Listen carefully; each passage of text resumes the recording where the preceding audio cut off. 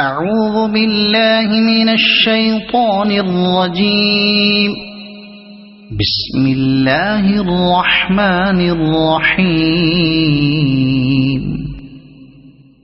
طه ما انزلنا علیک القرآن لتشقى الا تذکرة لمن یخشى طه، ہم نے یہ قرآن تم پر اس لیے نازل نہیں کیا ہے کہ تم مصیبت میں پڑ جاؤ، یہ تو ایک یاد دہانی ہے ہر اس شخص کے لیے جو ڈرے۔ یہ فقرہ پہلے فقرے کے مفہوم پر خود روشنی ڈالتا ہے۔ دونوں کو ملا کر پڑھنے سے صاف مطلب یہ سمجھ میں آتا ہے کہ قرآن کو نازل کر کے ہم کوئی انہونا کام تم سے نہیں لینا چاہتے۔ تمہارے سپرد یہ خدمت نہیں کی گئی ہے کہ جو لوگ نہیں ماننا چاہتے ان کو منوا کر چھوڑو، اور جن کے دل ایمان کے لیے بند ہو چکے ہیں ان کے اندر ایمان اتار کر ہی رہو۔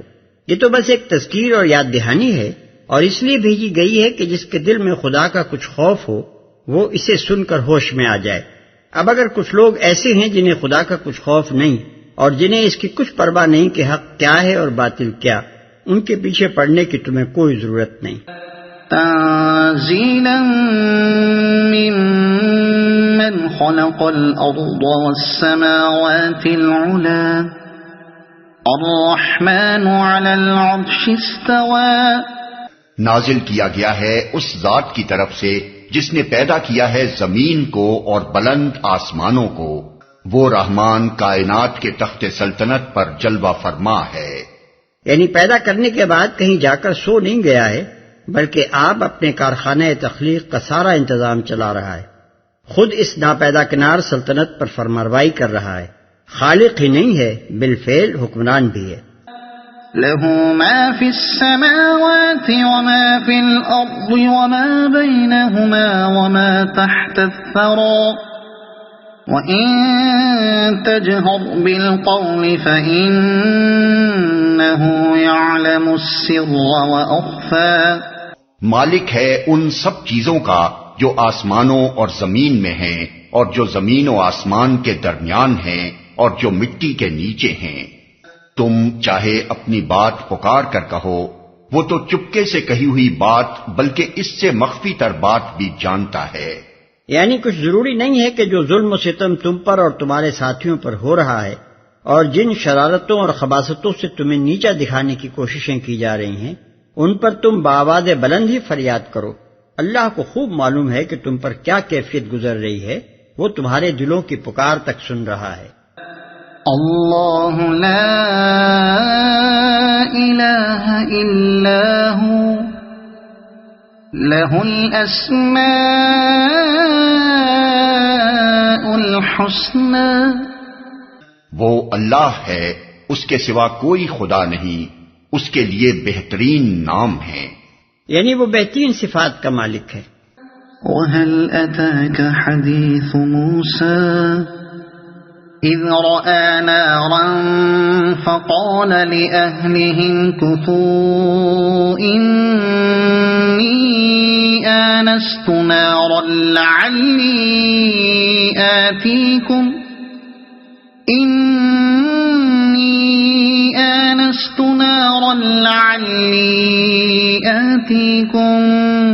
مِّنْهَا بِقَبَسٍ أَوْ أَجِدُ عَلَى النَّارِ هُدًى، اور تمہیں کچھ موسیٰ کی خبر بھی پہنچی ہے جبکہ اس نے ایک آگ دیکھی اور اپنے گھر والوں سے کہا ذرا ٹھہرو، میں نے ایک آگ دیکھی ہے، شاید کہ تمہارے لیے ایک آدھ انگارہ لے آؤں یا اس آگ پر مجھے راستے کے متعلق کوئی رہنمائی مل جائے۔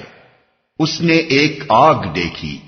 یہ اس وقت کا قصہ ہے جب حضرت موسیٰ علیہ السلام چند سال مدین میں جلاوطنی کی زندگی گزارنے کے بعد اپنی بیوی کو، جن سے مدین ہی میں شادی ہوئی تھی، لے کر مصر کی طرف واپس جا رہے تھے۔ اس سے پہلے کی سرگزشت سورہ قصص میں بیان ہوئی ہے، جس کا خلاصہ یہ ہے کہ جب حضرت موسیٰ علیہ السلام کے ہاتھوں ایک مصری ہلاک ہو گیا تھا اور اس پر انہیں اپنی گرفتاری کا اندیشہ لاحق ہو گیا تھا تو وہ مصر سے بھاگ کر مدین میں پناہ گزین ہوئے تھے۔ کوئی رہنمائی مل جائے۔ ایسا محسوس ہوتا ہے کہ یہ رات کا وقت اور جاڑے کا زمانہ تھا۔ حضرت موسیٰ علیہ السلام جزیرہ نما سینا کے جنوبی علاقے سے گزر رہے تھے. دور سے ایک آگ دیکھ کر انہوں نے خیال کیا کہ یا تو وہاں سے تھوڑی سی آگ مل جائے گی تاکہ بال بچوں کو رات بھر گرم رکھنے کا بندوبست ہو جائے، یا کم از کم وہاں سے یہ پتہ چل جائے گا کہ آگے راستہ کدھر ہے. خیال کیا تھا دنیا کا راستہ ملنے کا، اور وہاں مل گیا عقبہ کا راستہ. فلما أتاها نودي يا موسى إني أنا ربك فاخلع نعليك إنك بالوادي المقدس طوى وأنا اخترتك فاستمع لما يوحى. وہاں پہنچا تو پکارا گیا، اے موسیٰ میں ہی تیرا رب ہوں، جوتیاں اتار دے، تو وادی مقدس طویٰ میں ہے اور میں نے تجھ کو چن لیا ہے، سن جو کچھ وحی کیا جاتا ہے، جوتیاں اتار دے. غالباً اسی واقعے کی وجہ سے یہودیوں میں یہ شرعی مسئلہ بن گیا کہ جوتے پہنے ہوئے نماز پڑھنا جائز نہیں ہے. نبی صلی اللہ علیہ وسلم نے اس غلط فہمی کو رفع کرنے کے لیے فرمایا کہ یہودیوں کے خلاف عمل کرو، کیونکہ وہ جوتے اور چمڑے کے موزے پہن کر نماز نہیں پڑھتے. ابو داؤد. اس کا یہ مطلب نہیں ہے کہ ضرور جوتے ہی پہن کر نماز پڑھنی چاہیے، بلکہ مطلب یہ ہے کہ ایسا کرنا جائز ہے، اس لیے دونوں طرح عمل کرو. ابو داؤد میں عمر بن عاص کی روایت ہے کہ انہوں نے نبی صلی اللہ علیہ وسلم کو دونوں طرح نماز پڑھتے دیکھا ہے. مسند احمد اور ابو داؤد میں ابو سعید خدری رضی اللہ عنہ کی روایت ہے کہ حضور صلی اللہ علیہ وسلم نے فرمایا، جب تم میں سے کوئی مسجد آئے تو جوتے کو پلٹ کر دیکھ لے، اگر کوئی گندگی لگی ہو تو زمین سے رگڑ کر صاف کر لے اور انہی جوتوں کو پہنے ہوئے نماز پڑھ لے. ابو ہریرہ رضی اللہ عنہ کی روایت میں حضور صلی اللہ علیہ وسلم کے یہ الفاظ ہیں، اگر تم میں سے کسی نے اپنے جوتے سے گندگی کو پامال کیا ہو تو مٹی اس کو پاک کر دینے کے لیے کافی ہے. اور حضرت ام سلمہ رضی اللہ عنہا کی روایت میں ہے، یطہرہ ما بعدہ، یعنی ایک جگہ گندگی لگی ہوگی تو دوسری جگہ جاتے جاتے خود زمین ہی اس کو پاک کر دے گی. ان کثیر التعداد روایات کی بنا پر امام ابو حنیفہ رحمۃ اللہ علیہ، امام ابو یوسف رحمۃ اللہ علیہ، امام اوزاعی رحمۃ اللہ علیہ اور اسحاق بن راہوے رحمۃ اللہ علیہ وغیرہ فقہاء اس بات کے قائل ہیں کہ جوتا ہر حال میں زمین کی مٹی سے پاک ہو جاتا ہے. ایک قول امام احمد اور امام شافعی رحمۃ اللہ علیہ کا بھی اس کی تائید میں ہے، مگر امام شافعی کا مشہور قول اس کے خلاف ہے. غالباً وہ جوتا پہن کر نماز پڑھنے کو ادب کے خلاف سمجھ کر منع کرتے ہیں، اگرچہ سمجھا یہی گیا ہے کہ ان کے نزدیک جوتا مٹی پر رگڑنے سے پاک نہیں ہوتا. اس سلسلے میں یہ امر قابل ذکر ہے کہ مسجد نبوی میں چٹائی تک کا فرش نہ تھا بلکہ کنکریاں بچھی ہوئی تھیں. لہذا ان احادیث سے استدلال کر کے اگر کوئی شخص آج کی مسجدوں کے فرش پر جوتے لے جانا چاہے تو یہ صحیح نہ ہوگا. البتہ گھاس پر یا کھلے میدان میں جوتے پہنے نماز پڑھ سکتے ہیں. رہے وہ لوگ جو میدان میں نماز جنازہ پڑھتے وقت بھی جوتے اتارنے پر اصرار کرتے ہیں، وہ دراصل احکام سے ناواقف ہیں. وادی مقدس طویٰ. عام خیال یہ ہے کہ طویٰ اس وادی کا نام تھا، مگر بعض مفسرین نے وادی مقدس طویٰ کا یہ مطلب بھی بیان کیا ہے کہ وہ وادی جو ایک ساعت کے لیے مقدس کر دی گئی ہے.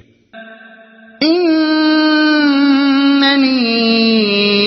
انا اللہ لا الہ الا انا فاعبدنی واقم الصلاة لذکری. میں ہی اللہ ہوں، میرے سوا کوئی خدا نہیں ہے، پس تو میری بندگی کر اور میری یاد کے لیے نماز قائم کر. یہاں نماز کی اصلی غرض پر روشنی ڈالی گئی ہے کہ آدمی خدا سے غافل نہ ہو جائے. دنیا کے دھوکہ دینے والے مظاہر اس کو اس حقیقت سے بے فکر نہ کر دیں کہ میں کسی کا بندہ ہوں، آزاد و خود مختار نہیں ہوں. اس فکر کو تازہ رکھنے اور خدا سے آدمی کا تعلق جوڑے رکھنے کا سب سے بڑا ذریعہ نماز ہے، جو ہر روز کئی بار آدمی کو دنیا کے ہنگاموں سے ہٹا کر خدا کی طرف لے جاتی ہے. بعض لوگوں نے اس کا یہ مطلب بھی لیا ہے کہ نماز قائم کر تاکہ میں تجھے یاد کروں، جیسا کہ دوسری جگہ فرمایا فَاذْكُرُونِي أَذْكُرْكُمْ، یعنی مجھے یاد کرو میں تمہیں یاد رکھوں گا. ضمناً اس آیت سے یہ مسئلہ بھی نکلتا ہے کہ جس شخص کو بھول لاحق ہو جائے اسے جب بھی یاد آئے نماز ادا کر لینی چاہیے. حدیث میں حضرت انس رضی اللہ عنہ سے مروی ہے کہ حضور صلی اللہ علیہ وسلم نے فرمایا، جو شخص کسی وقت کی نماز بھول گیا ہو اسے چاہیے کہ جب یاد آئے ادا کر لے، اس کے سوا اس کا کوئی کفارہ نہیں ہے۔ بخاری، مسلم، احمد۔ اسی معنی میں ایک روایت حضرت ابو ہریرہ رضی اللہ عنہ سے بھی مروی ہے، جسے مسلم، ابو داؤد اور نسائی وغیرہ نے لیا ہے، اور ابو قتادہ رضی اللہ عنہ کی روایت ہے کہ حضور صلی اللہ علیہ وسلم سے پوچھا گیا کہ اگر ہم نماز کے وقت سو گئے ہوں تو کیا کریں؟ آپ صلی اللہ علیہ وسلم نے فرمایا، نیند میں کچھ قصور نہیں، قصور تو جاگنے کی حالت میں ہے۔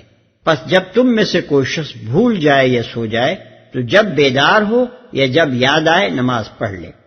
ترمذی، نسائی، ابو داؤد۔ ان الساعة آتية أكاد أخفيها لتجزى كل نفس بما تسعى۔ قیامت کی گھڑی ضرور آنے والی ہے، میں اس کا وقت مخفی رکھنا چاہتا ہوں تاکہ ہر متنفس اپنی سعی کے مطابق بدلہ پائے۔ توحید کے بعد دوسری حقیقت جو ہر زمانے میں تمام انبیاء علیہ السلام پر منکشف کی گئی اور جس کی تعلیم دینے پر وہ مامور کیے گئے، آخرت ہے۔ یہاں نہ صرف اس حقیقت کو بیان کیا گیا ہے بلکہ اس کے مقصد پر بھی روشنی ڈالی گئی ہے۔ یہ ساعت منتظرہ اس لیے آئے گی کہ ہر شخص نے دنیا میں جو سعی کی ہے اس کا بدلہ آخرت میں پائے، اور اس کے وقت کو مخفی بھی اس لیے رکھا گیا ہے کہ آزمائش کا مدعا پورا ہو سکے۔ جسے عاقبت کی کچھ فکر ہو اس کو ہر وقت اس گھڑی کا کھٹکا لگا رہے، اور یہ کھٹکا اسے بے راہ روی سے بچاتا رہے، اور جو دنیا میں گم رہنا چاہتا ہو وہ اس خیال میں مگن رہے کہ قیامت ابھی کہیں دور دور بھی آتی نظر نہیں آتی۔ فلا يصدنك عنها من لا يؤمن بها واتبع هواه فتردى وما تلك بيمينك يا موسى۔ بس کوئی ایسا شخص جو اس پر ایمان نہیں لاتا اور اپنی خواہش نفس کا بندہ بن گیا ہے، تجھ کو اس گھڑی کی فکر سے نہ روک دے ورنہ تو ہلاکت میں پڑ جائے گا۔ اور اے موسیٰ، یہ تیرے ہاتھ میں کیا ہے؟ یہ سوال طلب علم کے لیے نہ تھا، یہ تو اللہ تعالیٰ کو بھی معلوم تھا کہ موسیٰ علیہ السلام کے ہاتھ میں لاٹھی ہے۔ پوچھنے سے مقصود یہ تھا کہ لاٹھی کا لاٹھی ہونا حضرت موسیٰ علیہ السلام کے ذہن میں اچھی طرح سے مستحضر ہو جائے اور پھر وہ اللہ کی قدرت کا کرشمہ دیکھیں۔ قال هي عصاي أتوكأ عليها وأهش بها على غنمي ولي فيها مآرب أخرى۔ موسیٰ نے جواب دیا، یہ میری لاٹھی ہے، اس پر ٹیک لگا کر چلتا ہوں، اس سے اپنی بکریوں کے لیے پتے جھاڑتا ہوں، اور بھی بہت سے کام ہیں جو اس سے لیتا ہوں۔ اگرچہ جواب میں صرف اتنا کہہ دینا کافی تھا کہ حضور یہ لاٹھی ہے، مگر حضرت موسیٰ علیہ السلام نے سوال کا جو لمبا جواب دیا وہ ان کی اس وقت کی قلبی کیفیت کا ایک دلچسپ نقشہ پیش کرتا ہے۔ قاعدے کی بات ہے کہ جب آدمی کو کسی بہت بڑی شخصیت سے بات کرنے کا موقع مل جاتا ہے تو وہ اپنی بات کو طول دینے کی کوشش کرتا ہے تاکہ اسے زیادہ سے زیادہ دیر تک اس کے ساتھ ہم کلامی کا شرف حاصل رہے۔ قال ألقها يا موسى فألقاها فإذا هي حية تسعى قال خذها ولا تخف سنعيدها سيرتها الأولى واضمم يدك إلى جناحك تخرج بيضاء من غير سوء آية أخرى۔ فرمایا پھینک دے اس کو موسیٰ۔ اس نے پھینک دیا اور یکا یک وہ ایک سانپ تھی جو دوڑ رہا تھا۔ فرمایا پکڑ لے اس کو اور ڈر نہیں، ہم اسے پھر ویسا ہی کر دیں گے جیسی یہ تھی، اور ذرا اپنا ہاتھ اپنی بغل میں دبا، چمکتا ہوا نکلے گا بغیر کسی تکلیف کے۔ یہ دوسری نشانی ہے، چمکتا ہوا نکلے گا بغیر کسی تکلیف کے، یعنی روشن ایسا ہوگا جیسے سورج ہو، مگر تمہیں اس سے کوئی تکلیف نہ ہوگی۔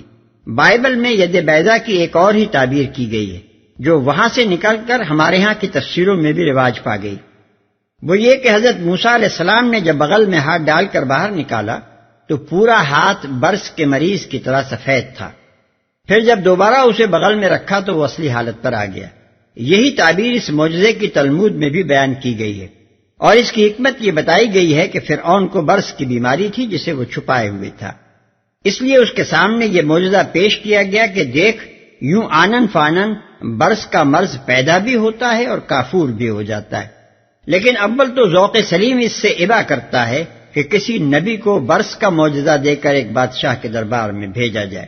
دوسرے، اگر فرعون کو مخفی طور پر برص کی بیماری تھی تو ید بیضا صرف اس کی ذات کے لیے معجزہ ہو سکتا تھا، اس کے درباریوں پر اس معجزے کا کیا روک طاری ہوتا؟ لہذا صحیح بات وہی ہے جو ہم نے اوپر بیان کی کہ اس ہاتھ میں سورج کسی چمک پیدا ہو جاتی تھی جسے دیکھ کر آنکھیں خیرہ ہو جاتی۔ قدیم مفسرین میں سے بھی بہتوں نے اس کے یہی معنی لیے ہیں۔